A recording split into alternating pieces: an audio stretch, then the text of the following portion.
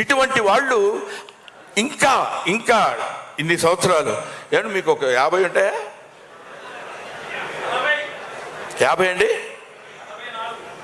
ఓహో, ఇండస్ట్రీకి వచ్చి 50 ఏళ్ళు అయింది ఆయన నీకు అనుకుంటా బహుశా.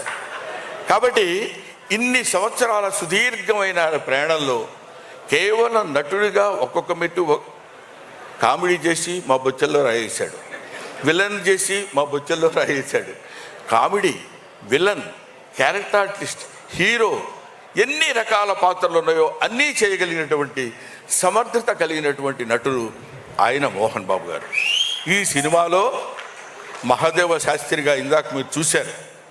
ఆయన యొక్క ప్రావీణ్యత, ఆ నడక, ఆ టీవీ, నిజంగా ఈయన ఎన్ని వేదాలు చదువుకున్నాడు రా బాబు అనిపిస్తుంది. విడిగా చదువుకోవాలి, మనకు తెలుసు అది. కానీ అక్కడ ఆయన నేర్చుకున్నటువంటి విద్యతో ఒక అద్భుతమైనటువంటి భ్రమ కలిగించేటువంటి నటుడు మోహన్ బాబు గారు. సరే, ఆయన గురించి పక్కన పెడితే విష్ణుని చూశా.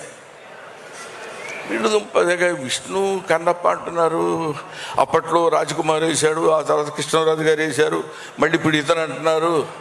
వీడు ఏం చేస్తాడు రా బాబు అనేటువంటి ఆలోచన ఉండొచ్చు. నాకే కలిగిందంటే చాలామంది కలిగి ఉంటుందిగా.